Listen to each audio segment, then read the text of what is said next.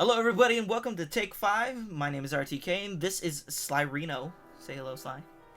Hi, you made my name longer. Yeah, Slyroh. Why do you do that? Because I like to. Alright, now that I've sufficiently sidetracked you, everyone's clicked off the what are we video. doing? Thanks, What are we Sly. doing?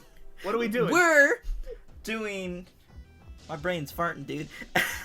We're doing the top 5 most interesting worlds. And this is gonna take factors of, like, pretty much, for me, takes pretty much every source that adds to the world's lore, world building. I even take into account, like, abilities that you can get in the world that is specific to the world, or just, like, the most interesting concepts that mesh the world together. For a lot of them, it might be spoilers if you have not seen the anime. Some stuff comes from web novels, some stuff comes from the light novels. If it's made by the author, I consider it canon to the anime's world building. Yeah, mine is not quite as in-depth. Mine is all very much anime only. And yeah, mine is sort of like a mixture of just like cool anime worlds and also ones that do like the world building very well, where like the people or characters like living in the world and like background characters and like places, they all sort of like fit together and just feel like very specifically to like that place. Like there's some of mine on my list where it's like this world exists in this anime and it just like you can't just like it doesn't exist somewhere else. You know, like you could take generic Isekai Fantasy Town from one anime and like plop it in another and like you wouldn't be able to tell the difference. But like these are like very specific to these to these shows for me. And so that's sort of the approach that I took. And I don't know. This is a weird list, but it'll be fun. So Okay, and with that being said, this list is going to be heavily biased based on our opinions, so if you disagree, whatever. You can have your own top 5 list in the comments, okay? yeah, feel free to add extra ones in the comments because this is one that is not going to be super like judgmental. We're both just kind of like showing up with like a list of 5. Like these things are cool, and so you know, just add more cool stuff in the comments. You know, the more the merrier. With that being said, my weakest reasoning, I believe, but I find it like so interesting that it's just been on my brain ever since we talked about this, is Shadow's House. Yo, son, yes, let's go. I specifically didn't want to start it because I was like, wait, I think you might.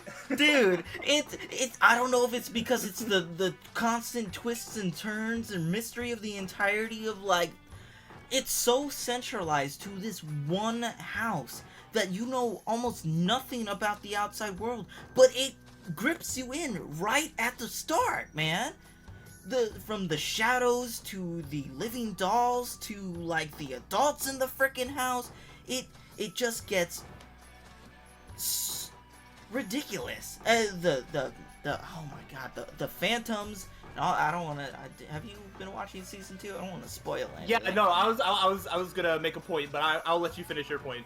All right, it's just, I feel like this is weak because it is like a mystery thriller type of anime, and it's catching me because I've been watching it recently. But I just find it. I'm enamored, dude. I cannot stop thinking about it, and I just want to read it, and I don't know if I should because I want to watch the anime if it gets another season. Yeah, I don't know. I was surprised that it even got a second season, so who knows?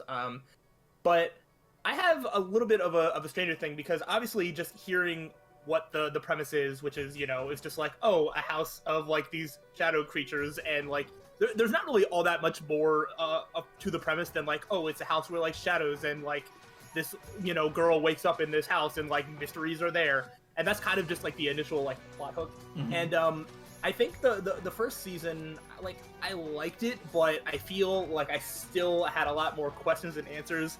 And when it comes to like the world building and the actual world, I think season 2 has done a phenomenal job at really sort of explaining Well, I mean, the first season sort of explains the process of like how they it's not like graduate, whatever that ceremony like thing is where they have to take the test to whatever. Maybe it is like a graduation. I don't think so though. Are you talking about the test where they become like adults, or are you talking about like no, the first one where they like become... yeah, the announcement or something like that? Yeah, the whatever that is, yeah. But I think that they've done a really good job sort of with the characters' relations to each other. They've answered a lot more questions about some of the mysteries. I won't spoil like twists or anything like that. They've done a better job at sort of explaining the relationship of like the children's wing and then like the adults wing and how much interaction they have with each other and how certain things are run. I feel like it is starting to feel like a fully fleshed out world all in one house, which I mean, I think that's one house is made up of like multiple buildings, but it's like one little compound that like they've done an incredible job in season 2 with the character relationships, the mysteries of the house, and just sort of showing like how everything works together. And that's what actually really sold it for me, because season 1 I was not super impressed, and season 2 I'm like, I went in with low expectations. I was like, I'm gonna watch this just because the premise is cool, but it definitely exceeded my expectations. So for real, dude. If you haven't watched Shadow's House, you should give it a chance. It's not really an action anime, so if you're not into that, but it is super interesting if you like a mystery, like thriller type of thing. Yeah, thriller is even pushing it a little much. I mean, just because like it isn't like, it's not as dark as I was like expecting. It's not like super dark, super gritty. It has a lot of like lightheartedness to it, but there are like twists and turns for like the mystery and stuff like that. So I mean, the main character's like 10, so yeah. So you're not gonna get the Made in Abyss treatment here. Yeah. But I love it. It's good stuff. You get to start 4, Sly. 4 you'll also be excited about, though. I mean, who knows if it'll be on your list. Well, what if we both have it? That would be That'd 5 be crazy. and 4. But yeah, number 4 was an anime that like I hadn't thought about in a while, but I love this anime so much, and I was just thinking about like how crazy of like a world it is. My number 4 is Dorohedoro. Oh, dude, I love Dorohedoro. It's so good. I love it, and when I was just thinking, I was just like, Dorohedoro has like one of just like the craziest worlds where like basically anything goes. But at the same time, it does a good job sort of explaining like the relationship between, there's like the normal like city with like normal people, and then there's like the doors or whatever that like take you to like the sorcerer world, or whatever. And I feel like this is another one where they do a good job of explaining all the characters' relationships to each other, intermingling them from both sides. And I just think that they do a good job explaining everything. And despite the craziness of a cockroach playing baseball, and that was my favorite thing. I was like, yo, remember, like, that should be so crazy, but it fits in with the world, which is crazy. I don't know, and like, yeah, that one's very like not like dark, but very like gritty, very like grimy. Like the atmosphere just feels like dirty. Yeah, dude, it's a punk grunge anime, dude. It is like it's crazy. And I remember a specific example of like how the different realms or worlds interconnect, or like the sorcerer world does all these spells, and the byproducts from that causes like the acid rain in the human world and stuff. And then you get that one really cool, I think it was the Halloween night episode, where like all the dead come back, and that just that happens every year, and people just go on zombie massacres constantly. It's crazy. It is one of the craziest things I've ever seen, but I love how off the wall it is. I'm kind of sad because like I want there to be more. I want there to be more seasons, but like I mean, I wouldn't expect one at this point. But I mean, it did pretty well, so I don't know, man.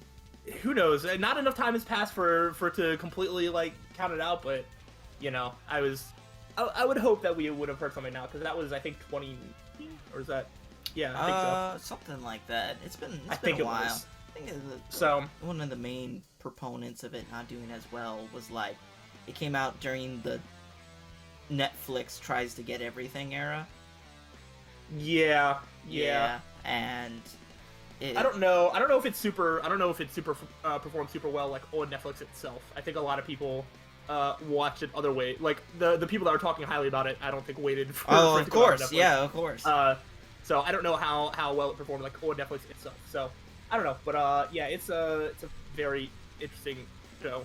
Like literally the only premise that I can set you up with is like the main character is a lizard. Yeah, like has a lizard head, but like that's not how he originally was, and he's basically just trying to figure out if he's trying to find the sorcerer that like gave him a lizard head, and he finds out by like biting on people's head so that way they can see this like changing inside him. I don't know if they like if you want something off the wall and crazy, I definitely recommend it. It is fantastic.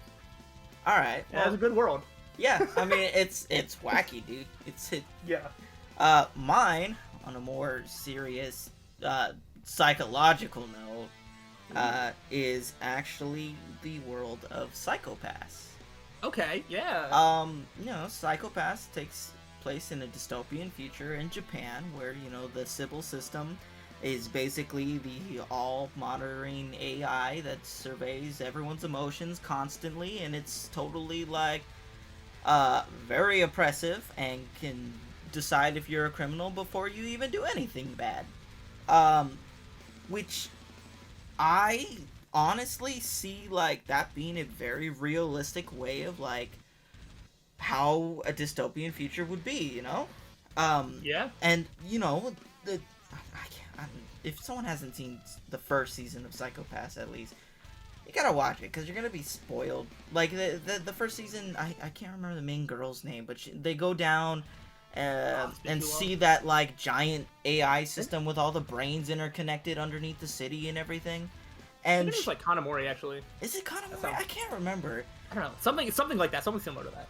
And it just presents this case of, like, this whole world just... it goes into this psychological thing where you see, is there actual free will, or is everything predetermined based on your subconsciousness? I know there's been some videos where they, like, talk about these, like, experiments that actual real-life scientists have done, where they're like, look at a certain clock or whatever, and at any point you want to have the clock stop, you, like, twist your wrist or something. And they were monitoring the brain while doing this. And, oh god, I should have researched this more. They saw that the brain activity in your brain before there's like two parts of your brain, right? There's one, the subconscious, and then there's the one where you're actively making decisions, like you think in your head and you hear your own voice or whatever. They showed that the subconscious brain actually sparked an activity 5 seconds before your awake brain did. So they're like, did you already know you're doing that? Is there any free will at all there? Because your subconscious brain that you don't control already decided that decision for you? And that's another way that, like, the Sybil system kind of, like, is this giant omnipotent AI who's just deciding everything for you. And it goes into the thing where, like, what is the main guy's name? Dang it, can't remember. It's been too long for me. Oh man, I should have rewatched it. Dang it. And towards the end, he's like the only one acting on his own free will, because he, like, leaves the freaking group that they're in and goes after the first main antagonist, like, basically deciding everything on his own. And I just think the whole world is, like, super cool, because then they have those people who are, like, the criminals with the hats that block off the AI from monitoring them, so they can do pretty much whatever they want without being noticed and be, like, anonymous. And dude, I'm a sucker for, like, super cool dystopian futures, even if they're not, like, fun or super interesting to live in. Like a futuristic, almost... Oh yeah, like that would be awful to live in. Yeah, of course, dude, that would suck. That's like living in China right now. But, fun stuff. I like it a lot, is all I gotta say. just think it's neat. Yeah, no, it definitely it's a good show. It has a good world and good atmosphere, all that. Yeah, no, solid choice. All right.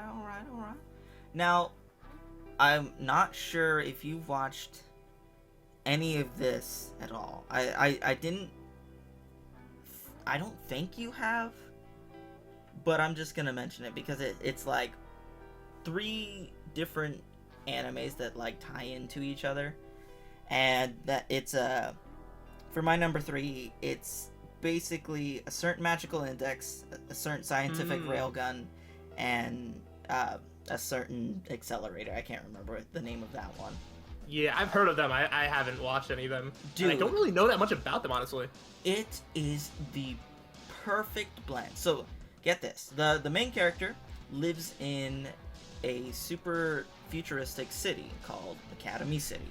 In this city, I think around 90% of the people in the city have some type of special ability caused by experimentation or whatever. They're basically espers. So you get super interesting abilities like someone is a what is the Misaka's name? She's like she controls electromagnetism basically, and she's the main character of Railgun. She can control her magnetism, she can control electricity, and her signature ability is creating a high-powered railgun from flipping a coin into the air and hitting it with her finger straight into it's super freaking cool. And then on the other side of this is Magical Index, where it focuses on magic, which stems from like real life religion and magical beings. So saying like this universe, right?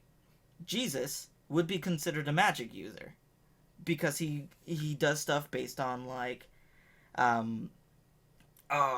just his faith, Okay. So the main character, he's boring as heck, by the way. He's not the best main character, but he has an interesting ability called Imagine Breaker. That was loud. My headphones are plugged.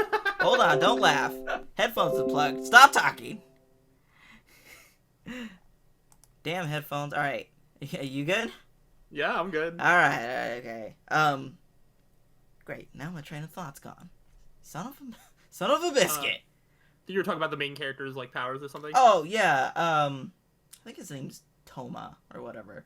Toma has an ability called Imagine Breaker, which it does have a counterpart, but if you haven't watched it,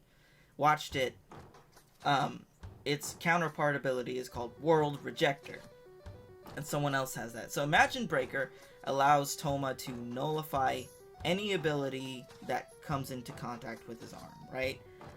His right arm basically can cancel out magic. It can cancel out like any of the Esper's abilities by blocking it off. He can even cancel out like giant frickin' explosions caused by an Esper who turned a I think it's a teddy bear into like a moving bomb.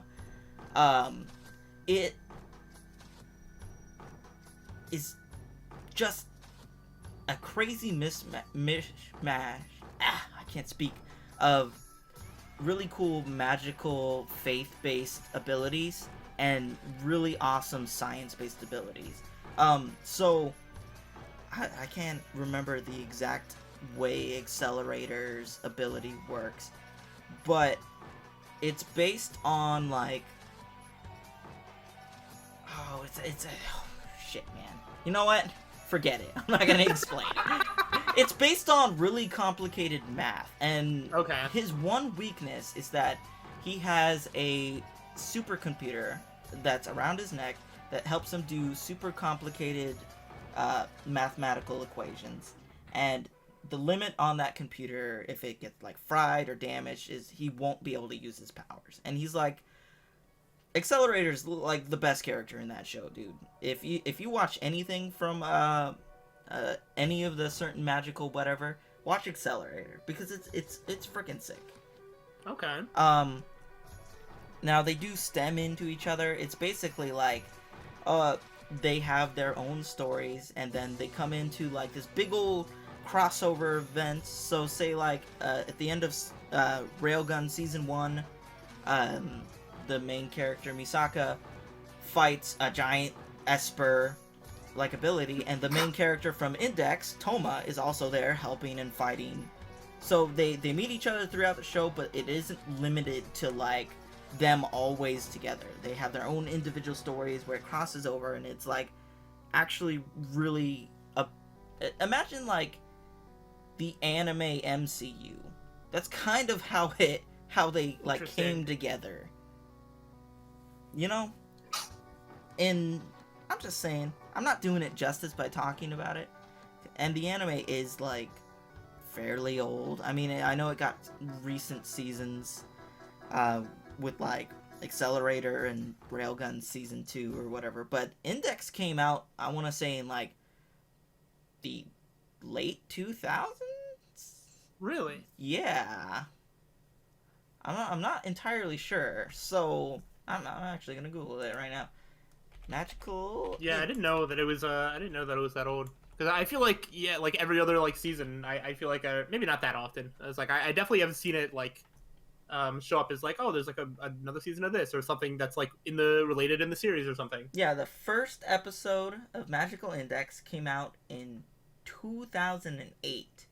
Wow. And then season 3 that came out just recently, I want to say like maybe 2 or 3 years ago, came out in 2018. Okay. So it had a super big like space in between, and like this series is super crazy. It's got dozens and dozens of light novel volumes, dude. It is crazy how in depth the stories go in this. I personally like the science-based stories better because I find it a lot more interesting than the magical faith-based stuff, but it's all really cool. Nice. All right, let me hear you number 3, boyo. All right. Well, my number 3. It's time to get kind of boring. I ran out of spicy picks, so I'm just going to pick one. It's Naruto. Everybody can agree on. No, my number 3 Oh. is Full Metal Alchemist Brotherhood. Yeah, okay. It I is mean, like- Naruto. what? It's the same What? thing. Same thing. Not the same thing. Yeah, no, this is one where this is probably one of the ones where it's just like I strayed away a little bit from like, oh, this world is so cool to like, oh, this world is just like really like well connected and just like all the characters are like well written and everything ties together like very well. And you know, as they go to like new towns, like all the people that are like there just feel like they belong there. They're, you know, all living their own lives. It's just it's hard to really explain. I just feel like the world is one of the things that makes it such a great show. Is you know, obviously the characters as well, but I think the world that supports them really helps that. And I mean, also like not for nothing, like alchemy is like pretty cool for like how it's utilized as well. And then there's, you know, and then there's that, and then there's also like alchemy and stuff like that. And so there's like different variations of like the similar ideas. So like that also like helps. So it's not just like, oh, like a normal world, but you know, it's got some things to it. And I mean, it's a pretty boring pick. I don't think No, I the rest of my agree list with you, dude. is It's- as spicy, but like it's classic. And it was one of the first things that I thought of when you were like, oh, when like the word world building, I was just like, that was one of the first two that I thought of. So yeah, that I'm not going to expand on it too much because I don't think anybody needs to be sold on it any more than they already could be now. So All right. Well, you know, not bad. I will say I love Full Metal Alchemist. My first tattoo is gonna be Roy Mustang's like salamander transmutation circle. Gonna be right on my hand, so I understand.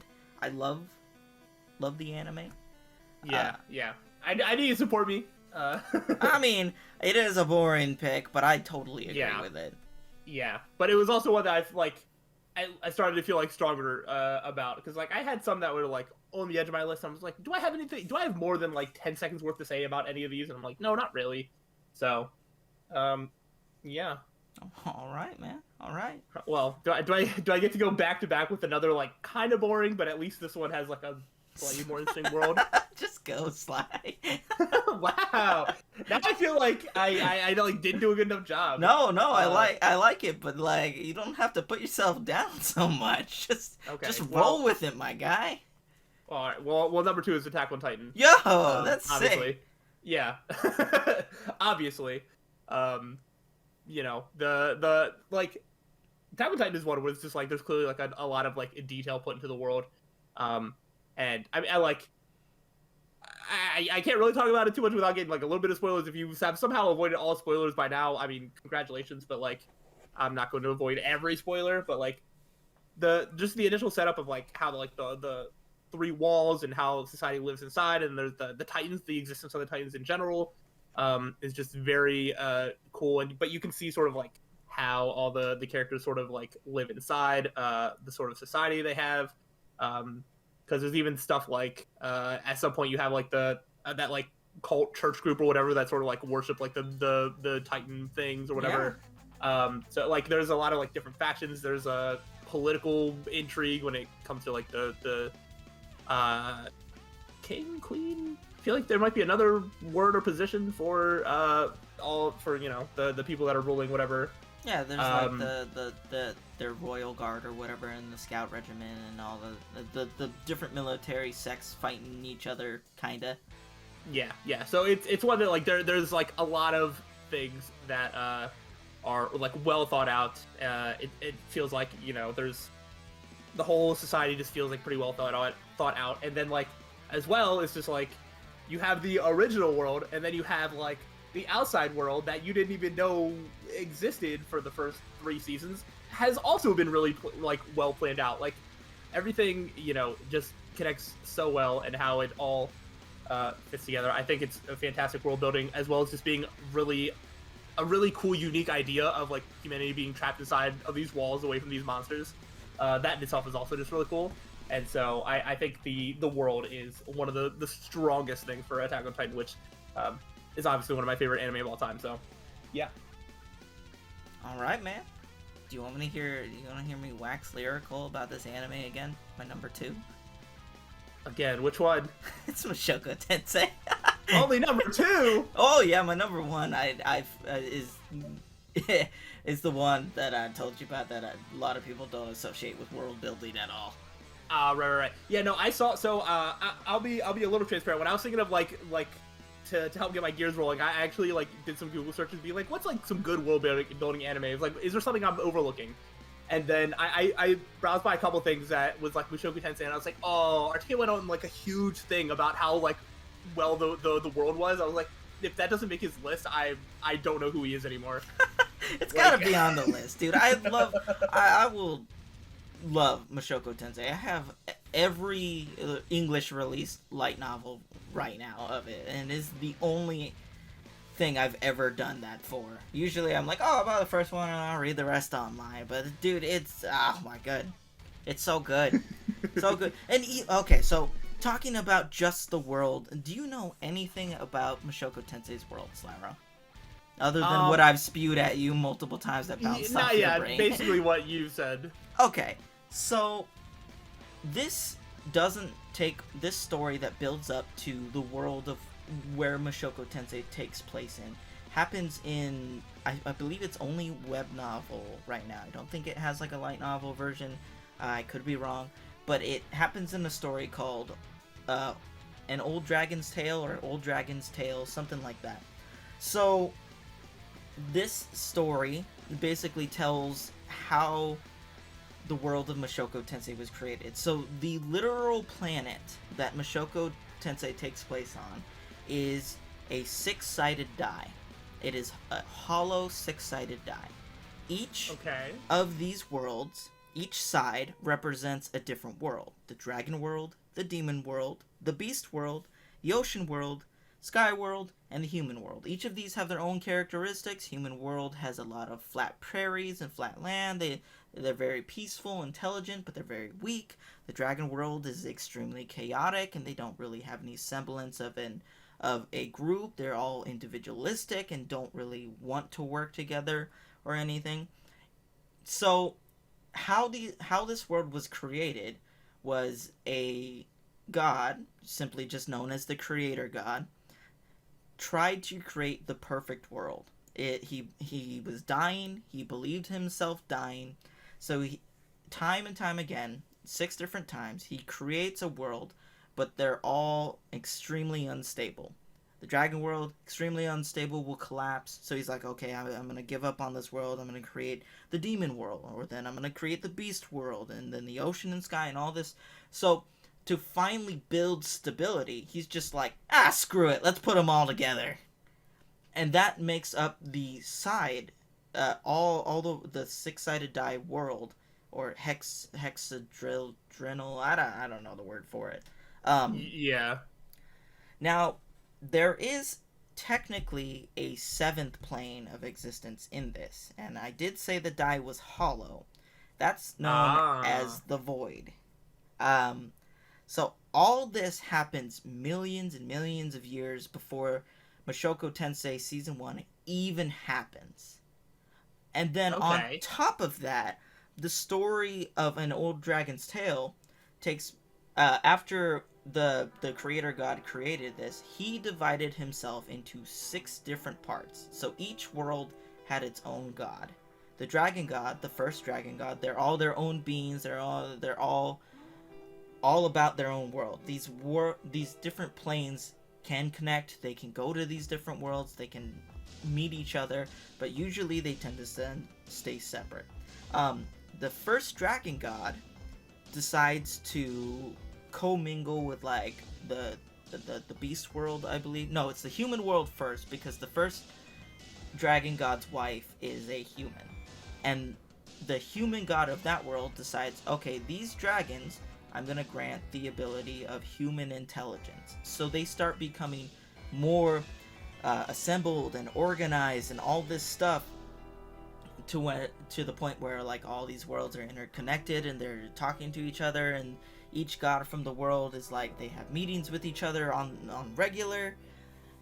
And eventually something happens. I'm not going to talk about it, but the dragon god decides to find out who caused this thing to happen by invading the other worlds and fighting the other gods. And this leads to the destruction of basically every world except for the human world. And all these different species, as their worlds are being destroyed, escape to the human world, which is the world that Mushoku Tensei takes place in. And not only that, there's like countless stories of the lore behind what happens in Rudius's story. That's the main character. Yeah. Where there's like the Laplace Demon War that happened like 400 or 500 years before the story even takes place. And then there's the whole magic system. And then there's the entire ancient ruins that become the labyrinths that a lot of these adventurers explore and do stuff in. And it is just massive how extremely complex. And not only that, there's the political wars between different countries and continents. There's the demon... when the human world happened to merge together with all the other worlds, each continent kind of became a place for each different species. They kind of... I don't want to use the word segregated, but that's a good word for it. They kind of separated from each other. Mm-hmm. And it was like... you get to the point where it's revealed that the main antagonist is responsible for everything that has happened to this 6-sided world. Oh.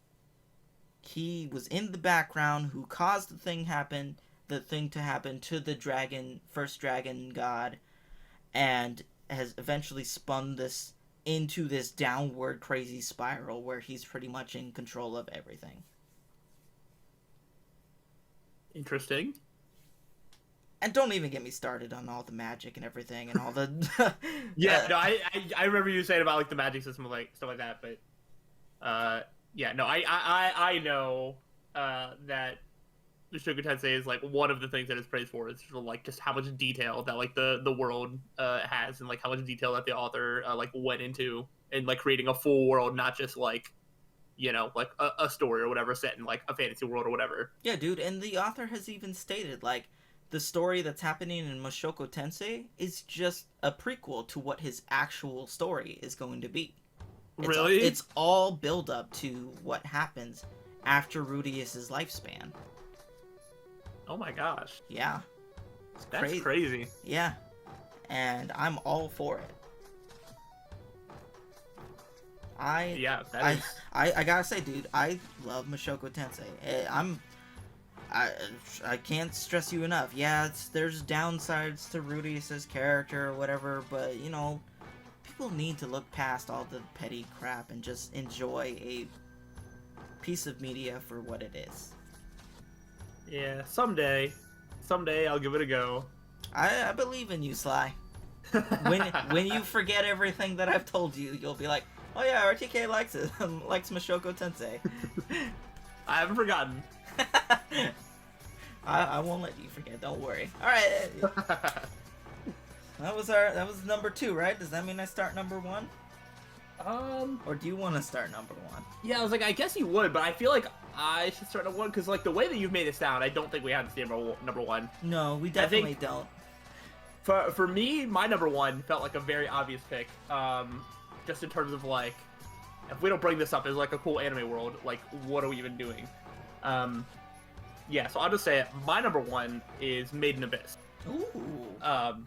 Yeah, because I just started watching like this anime season because like season 2's coming, like it came out or was airing, and I was like I should finally get around to start watching like season 1. So I've seen the first season, and I think I'm either 3 or 4 episodes into the second season. But like you wanted to talk about like cool anime worlds. I mean, like it's literally these like this society that lives on the edge of like the abyss, which is like a place that like you go down and it has so many mysteries, but like there's all sorts of creatures, there's all sorts of weird like I don't want to say like rules, but like there's like certain things where like there's like an inverted forest or whatever, where like things that wouldn't generally make sense can like happen there. And then there's like the I forget what it's called, like the sort of barrier that like makes it hard to like ascend upwards. I forget what they call that. Yeah, I don't remember the name for it. I'm so done. Like it's like right onto my tongue. But like that thing. So it's like there's like mysteries within that in terms of like it's dangerous to go down there because of like creatures, because it'll be hard to come back up, but like people are like compelled to like explore what's down there just out of curiosity, and there's treasures and who knows what else. And so like the more that you see of it, just like the cooler it is. So like yeah, just fantastic creatures and a very interesting world with tons of mysteries. And yeah, like I'm talking about like coolest anime worlds. Like it is fantastic. All right. So yeah. Well, my number 1, like I said earlier, a lot of people consider it to have 0 to like almost no world building at all. Well, it's not explicitly told to you a lot of the times. It is shown quite a bit, and that is the world of Bleach. Oh. I don't think you've watched any of Bleach, Sly. That is not true. I watched like 40 episodes. Really? Oh yeah. Did you watch up to the Soul Society? I dropped it in the middle of the Soul Society. I don't know why you did that. That's like one of the best ones. Yeah, that's kind of why I dropped it, because I wasn't vibing, and I was like, if this is the best arc, then this is not for me. Alright, well, I'll just talk about it. But yeah, you can... Alright, so... I'll know a little bit about what you're talking about. There are 3 main worlds. There's other realms and stuff. I'm not going to talk about those. They're not, like, super important to the relative world building that is in Bleach. So you have the human world, you have the Soul Society, and you have Hueco Mundo. The obvious human world is where all the humans are. Soul Society is where Soul Reapers and souls go after they're purified or brought to the world by the Soul Reapers after death. And then there's Hueco Mundo, which is where all the hollows stay. The hollows come to the human world, eat people, eat their souls, and they hunt. That's how they feed, that's how they grow. Mm-hmm. The Soul Society, which I'm not going to talk about Burn the Witch. Burn the Witch is part of the Soul Society, but I'm only going to be talking about Bleach. I thought it was its own separate thing. No, it is a connected universe. Oh. Yes, it is. It's often known as the like East Soul Society or Eastern branch of the Seireitei, I believe. I can't remember exactly, but they are in the same universe. Oh, I didn't know that. Yeah. So I mean, there's probably a North and a West Soul Society too, or something like that. I don't know. But in the middle, Seireitei, that's where all the Soul Reapers stay. All the souls, they're usually, if you watch the Soul Society stuff, they're brought to this world after they die, and you're basically given a number that puts you in, I think there's 87 districts where all the souls go, and the further you get away from the Seireitei, which is the middle, the worse the districts get. So like anything after 50, you're basically seeing scum of the earth, people trying to just survive, kinda. Mm-hmm. Now that I am gonna mention this, there is a hell in Bleach. It's not really been explored all that much. It's reserved for very, very bad people. Wow. Yeah. I feel like you have to be like really bad. You have to have done some pretty fucked up things. Yeah. So like the whole job of a Soul Reaper is to keep the balance of souls between the Soul Society, the human world, in check, right? So, say you know what Uryu is, right? The Quincy, how his ability just completely destroys a soul. It doesn't purify a soul. So when he destroys hollows, they are permanently gone. That soul is not purified. It's not brought to the Soul Society. It's just gone. The Soul Reapers specifically took out like a lot of Quincy because it was destroying the balance of the souls. And in a upcoming arc of Bleach, there's a specific moment where a lot of hollows are destroyed by Quincy's, and they have to balance it out by killing a lot of souls in the Soul Society to send them to Earth or whatever. Huh. Yeah. It's got this. I'm not even gonna get started about the Soul King and all the lore that goes behind all that, but it is. I find it to be one of the most interesting concepts in a world together. Like it's this constant balance. Like the Soul Reapers aren't necessarily good people. They're just doing a job that they believe is necessary. And the original Soul Seireitei was formed by basically what it was a bunch of warlords and like really bad people. Like the head captain Yamamoto, the bald guy, he did some really screwed up shit in the past. Yeah.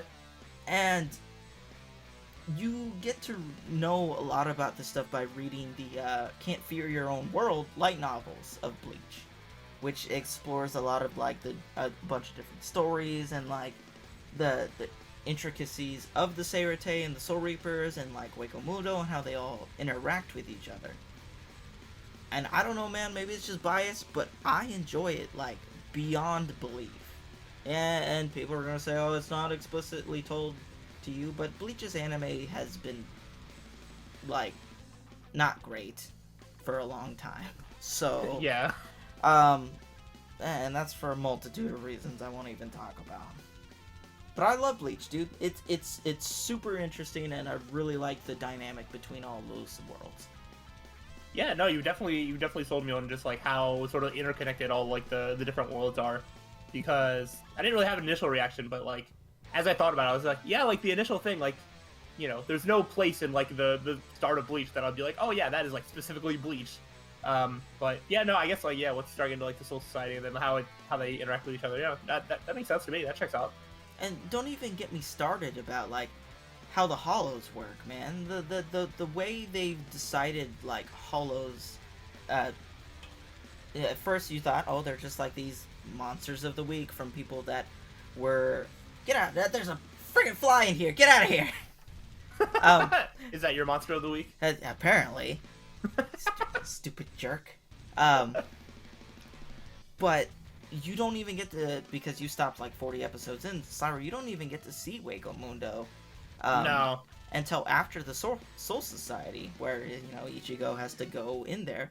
And the way hollows work is that it starts out with just a regular hollow. They can eat souls, and the more souls they get, they become bigger and bigger until eventually they become a Menos Grande. There's actually 3 forms of Menos. The first one are those like really big tall guys that look like they're wearing a robe and have the giant mask. You saw, I believe, in the early ones that Ichigo like cuts one in half and they're like, oh, that's a super big deal. Yeah, probably.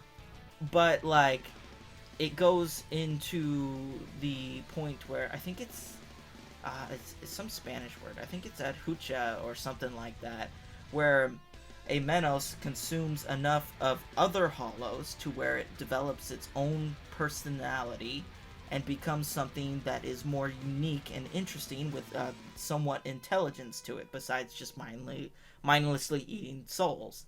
And then something that goes even further is a Vastolorde, which is basically a hollow that's evolved to the point where it has abilities that are akin to a Soul Reaper. So the intricacies of how like the Seirete interacts with the hollows and how they become like this crazy, cool, interesting world is just, it's really slept on. And honestly, I think people don't give Bleach enough credit. Yeah, no, that's probably entirely fair. But I think that's it. I don't have anything else to say. I'm putting down my notepad. We're done. Yeah, no, we did it. Those are well. I was gonna say 5, and then I was gonna say 10, but we had the same 5, so actually 9 different anime. There you go. Worlds. Which is that's fun. I think this is actually like one of the shortest times we've ever done a list. Yeah, it is. There wasn't really much arguments, so it was just kind of like explaining and agreeing. All right. Well, if you don't have anything else to say, Sly, I guess I'm going to wrap it up. I'd like to thank you guys for watching. Make sure to leave a like if you enjoyed the video, and go check out Slyroh's channel. He's a big boy. Seen him streaming on YouTube and streaming on Twitch. He's been doing that. Check him out if you want to catch. Yeah, he does stuff. Go watch his Sly Cooper stuff because he's finally playing it after like 8 years. And go down and like video, subscribe, do that bell thing, ring a ding, baby.